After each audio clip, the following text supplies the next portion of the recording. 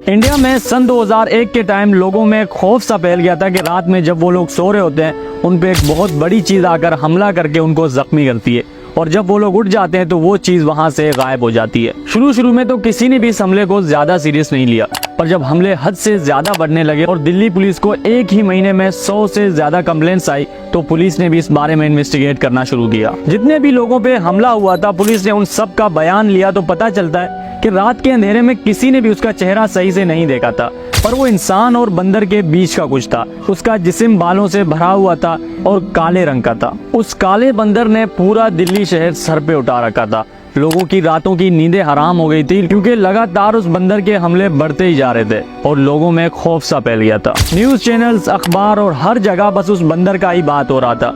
कोई इसे monkey man बोलता तो कोई काला बंदर। पुलिस हैरान थी आखिर वो क्यों मार रहा है लोगों को और लोगों को जख्मी करके जाता कहाँ है। ना उसको कोई देख पाता है और ना ही उसके कोई निशान मिलते हैं। तंग आकर पुलिस ने उस बंदर को पकड़ने या मारने वाले को 50,000 रुपए इनाम देने का ऐलान कर दिया, पर फिर भी कुछ नहीं पता चल सका उस बंदर के बारे में। आखिरकार जून 2001 को पुलिस ने उस मंकी मैन यानी काले बंदर का पता लगा लिया। ये कहानी शुरू होती है 12 अप्रैल 2001 से। गर्मियों के टाइम थे और रात को बिजली अक्सर जाया करती थी तो ज्यादातर लोग अपने घर के छत पे ही सोया करते थे। ऐसे ही एक बंदा अपने घर के छत पे सो रहा होता है कि रात के तकरीबन 3 बजे उसे महसूस होता है कि उस पे कोई हमला कर रहा है। उसके जिस्म पर खरोंचें लग रही थी। उसे कुछ समझ नहीं आता कि क्या हो रहा है उसके साथ। वो नींद में ही हाथ पैर मारकर वहाँ से भाग जाता है। रात के अंधेरे में उसको सही से तो नहीं दिखा, पर वो बंदर जैसा दिखने वाला कोई चीज था। अगले दिन उसने सारी बातें अपने मोहल्ले वालों को और पड़ोसियों को भी बताई, पर किसी ने भी उसके बात पर गौर नहीं दिया, बल्कि कुछ लोगों ने तो उसका मजाक भी उड़ाया था कि बुरा सपना देखा है तुमने। अगले दिन ये सेम वाकया उसके एक पड़ोसी के साथ भी हुआ। उसने भी बताया कि रात के अंधेरे में उस पे एक बंदर जैसे दिखने वाले चीज ने हमला किया और उसके जिस्म पे भी खरोंचों के निशान थे। ऐसा करते करते रात के टाइम पूरे मोहल्ले में लोगों पे हमले होना शुरू हो गए। एक बंदा तो इतनी बुरी तरह जख्मी हुआ कि उसे कई दिन तक हॉस्पिटल में एडमिट करना पड़ा। जब बात हद से ज्यादा बढ़ने लगी तो लोगों ने पुलिस में कंप्लेंट्स करना शुरू किए, पर शुरू में पुलिस ने ज्यादा तवज्जो नहीं दिया इस बात पे और लोग इतना डरे हुए थे कि रात के टाइम लोगों ने छत पे सोना तो दूर की बात, छत पे जाना भी छोड़ दिया था। और इतना खौफ बन गया था उस काले बंदर का कि लोगों को अगर रात के टाइम कोई परछाई भी दिखती तो उनको लगता कि काला बंदर आ गया है। वो खुद को बचाने के लिए भागते और कईयों को तो चोटें भी लग जाती। एक बंदा तो इसी डर में अपने घर के छत से कूद गया था और उसके हाथ पैर के हड्डियां भी टूट गई थी। और एक हामला औरत इसी डर में सीढ़ियों से गिरकर मर गई। और बात जब हलाकतों तक पहुंच गई थी तो मीडिया ने भी इस खबर को दिखाना शुरू किया। पूरे इंडिया के न्यूज चैनल्स पे उस टाइम बस काले बंदर का ही बात हो रहा था और बहुत सारे न्यूज चैनल्स ने अपने टीम्स उन इलाकों में भेजे जहां पे काले बंदर के हमले सबसे ज्यादा रिपोर्ट हो रहे थे और मुख्तलिफ घरों के छतों पे खुफिया कैमरास भी लगाए ताकि पता किया जा सके उस बंदर का। और दिल्ली पुलिस ने भी अपने 4000 से ज्यादा सिपाही उन्हीं इलाकों में तैनात किए लोगों के हिफाजत के लिए। पूरी रात दिल्ली शहर के बिजली को ऑन रखा जाता था ताकि लोग छतों पे ना सोए और उस बंदर के हमलों से बच सकें। पुलिस भी एक्टिव हो गई थी और मीडिया के जरिए भी लोगों को पता चल गया था उस बंदर का और लोग अपना हिफाजत भी कर रहे थे।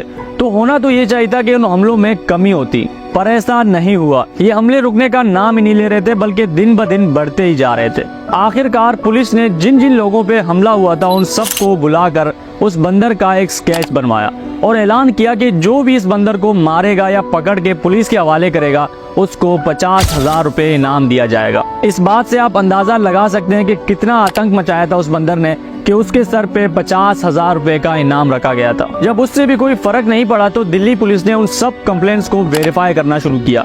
शुरू से लेकर अब तक पुलिस के पास जितने भी शिकायतें आई थी और जितने भी लोगों ने मीडिया पे उस काले बंदर के हवाले से बयान दिया था, पुलिस ने उन सब से पूछताछ करना शुरू किया ताकि पता तो चले कि वाकई इतने हमले हो रहे हैं या हर बंदा मीडिया में आने के लिए अपनी मनगढ़ंत कहानियां बता रहा है। और साथ साथ पुलिस ने ये भी ऐलान किया कि जो भी झूठी शिकायत करेगा या झूठा बयान देगा मीडिया में उसके खिलाफ कानूनी कार्रवाई की जाएगी। 2 हफ्ते लगातार पुलिस ने वेरीफाई किया उन शिकायतों को और कॉल्स को, तो पता चलता है कि अगर 1000 कॉल्स आई थी पुलिस को तो उनमें से 900 कॉल्स फेक थी यानी नकली कॉल्स थी वो, और 100 कॉल्स ऐसी होंगी जिन पे थोड़ा बहुत यकीन किया जा सकता है। और उस दिन के बाद से जो भी बंदा पुलिस में शिकायत करता या मीडिया में काले बंदर के हवाले से कोई बयान देता तो पुलिस उनसे सही से पूछताछ करती, और अगर जरा भी पुलिस को लगता कि ये बंदा झूठ बोल रहा है तो उसके खिलाफ कानूनी कार्रवाई किया जाता था। ये सब करने के बाद आराम आराम से उस बंदर के हमलों की शिकायतें कम होने लगी। ये मामला ठंडा होने लगा और न्यूज चैनल्स ने भी इस बारे में बात करना कम कर दिया, और पूरे महीने में काले बंदर के हमलों का एक भी केस रिपोर्ट नहीं हुआ।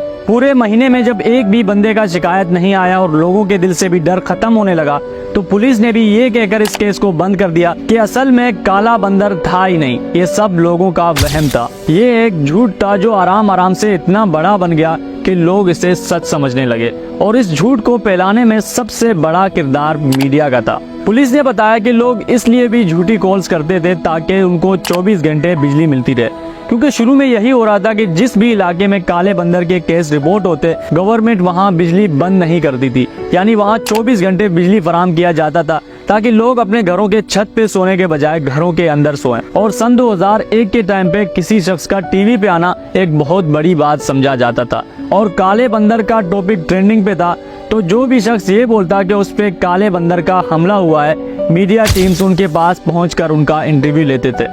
एक बहुत बड़ी वजह लोगों के झूठ बोलने का और इस काले बंदर वाली स्टोरी के फैलने का ये भी था। और वाकई जब पुलिस ने एक्शन लेना शुरू किया और मीडिया ने काले बंदर की स्टोरी को दिखाना बंद किया तो उस दिन के बाद से आज तक काले बंदर का एक भी केस रिपोर्ट नहीं हुआ। और रही बात उन जख्मों की, तो जब डॉक्टर्स ने उन जख्मों को चेक किया तो पता चलता है कि ये जख्म किसी जानवर के लगाए गए नहीं, बल्कि ये दीवार से या किसी लोहे वाले चीज से टकराने के जख्म और खरोचे हैं। तो साबित हुआ कि ये काले बंदर वाली स्टोरी एक अफवाह थी जिसको लोगों ने अपने सर पे सवार किया था, हकीकत में ऐसा कुछ भी नहीं था। ये थी हमारी आज की स्टोरी। आई होप आपको पसंद आई हो। मैं और आप मिलेंगे किसी एक नए वीडियो में, तब तक के लिए अपना बहुत सारा ख्याल रखें। अल्लाह हाफिज।